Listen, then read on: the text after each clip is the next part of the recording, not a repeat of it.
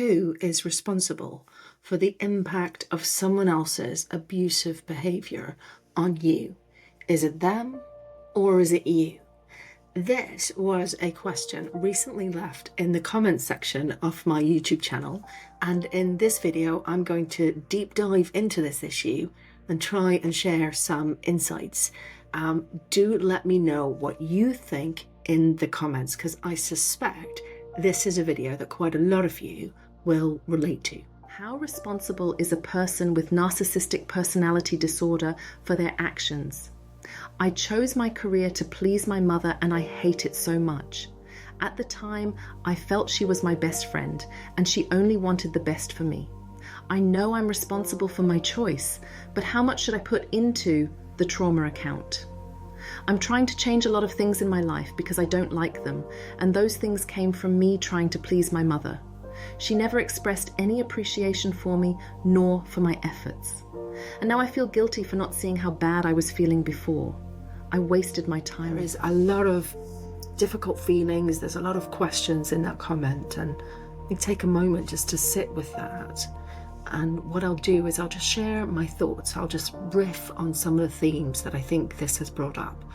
This is by no means individualized advice. I don't know the commenter, so I'm just going to draw on my experience and suggest some things that might be helpful.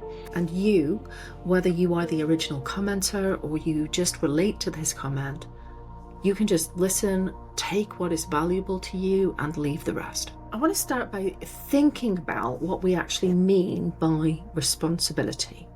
Are we talking about blame, or are we talking about responsibility as in a kind of duty to do something?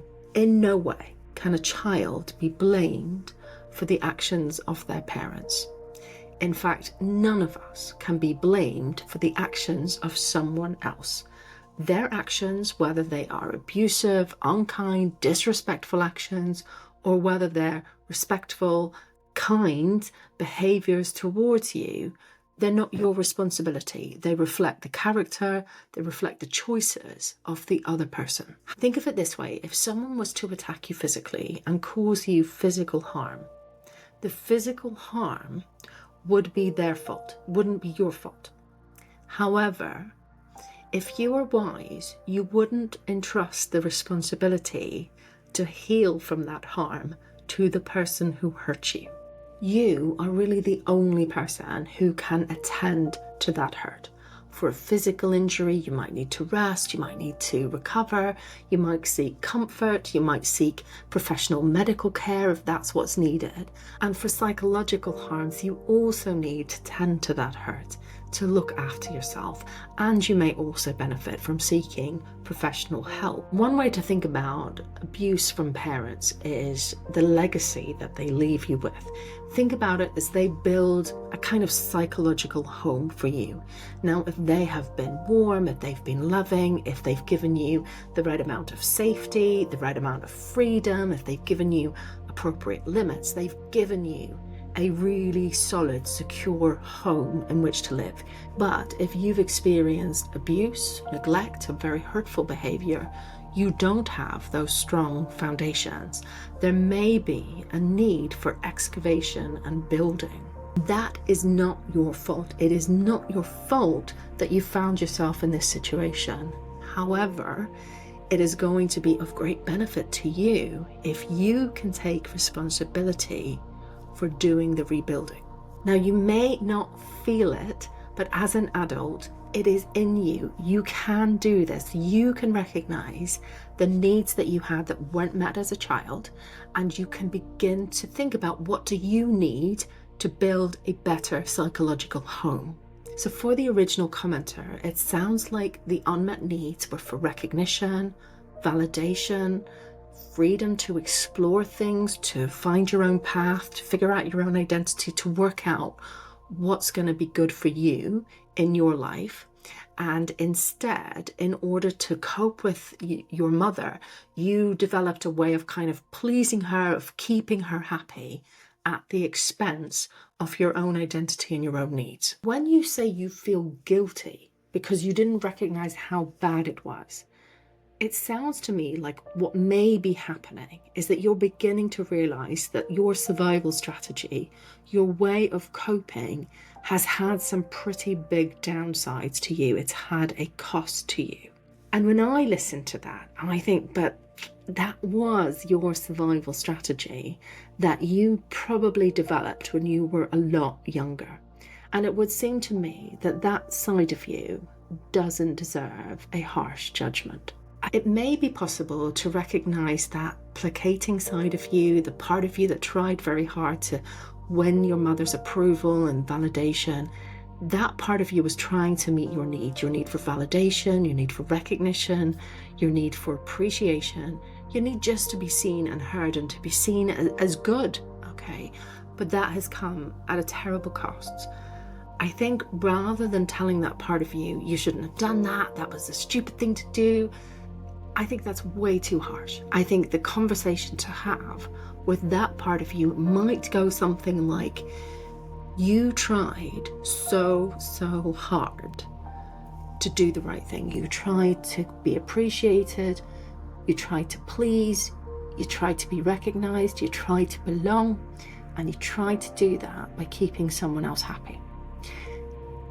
And I want you to know that I am here. I'm a grown-up, and I see that there are parts of me that have never been seen before in the world, that I don't even really know those parts of me. I don't know what my authentic self thinks and feels.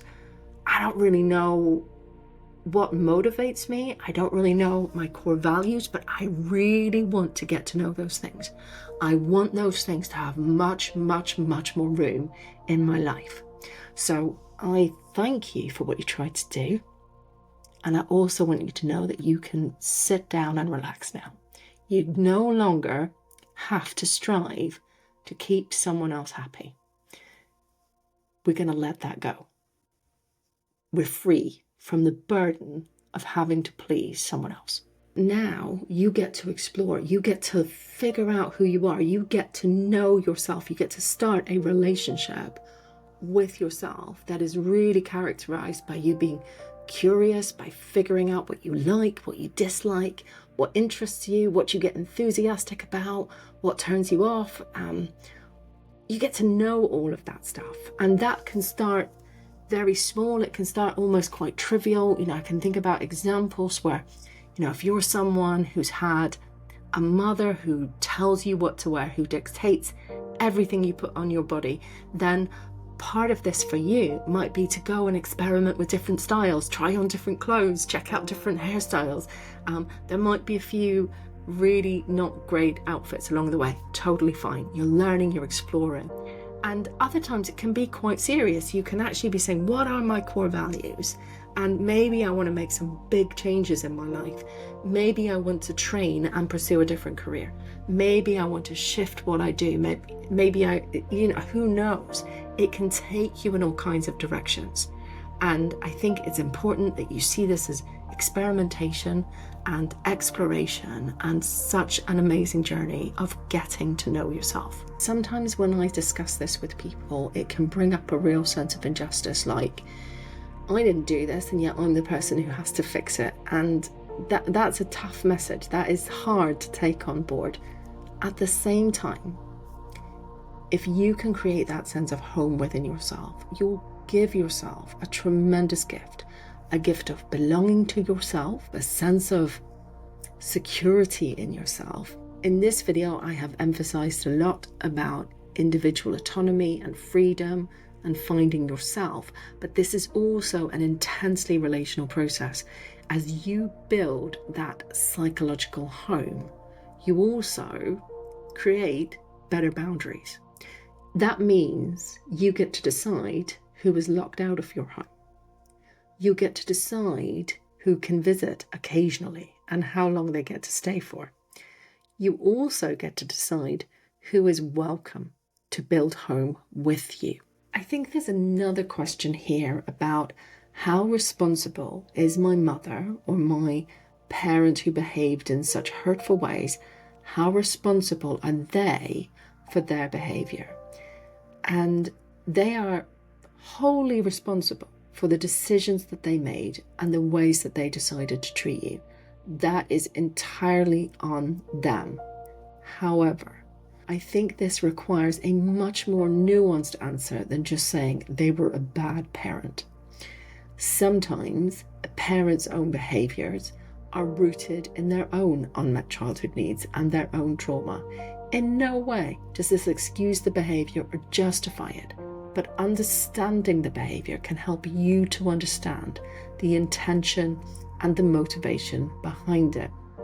So, for example, a very critical parent can be trying to protect you from other people's criticism. They want to protect you by making sure that you're perfect. A very controlling parent can be protecting you from what they perceive to be dangerous. Now, that is not to say that every parent who is abusive to their child has their own difficult past and that they mean well.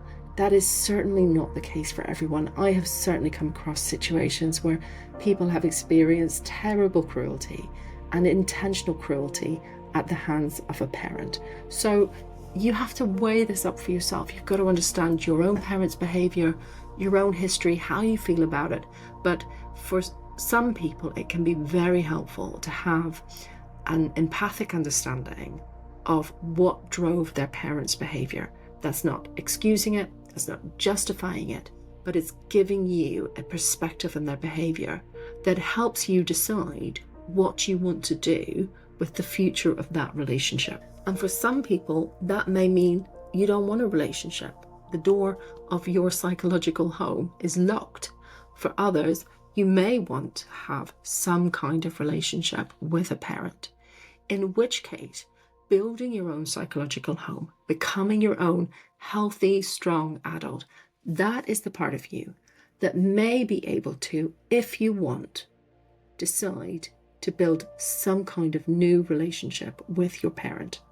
And I can't say what that's going to look like, but I think as you build that psychological home, as you nurture that strong, healthy adult, that part of you may be able to form a different relationship or give your mother or your parent an opportunity to have a different relationship with you. And then, of course, it's going to be up to them what they do with that invitation if you decide to give it to them. If you have any questions that you might like my perspective on, go ahead and stick them in the comments and I might make another video like this one.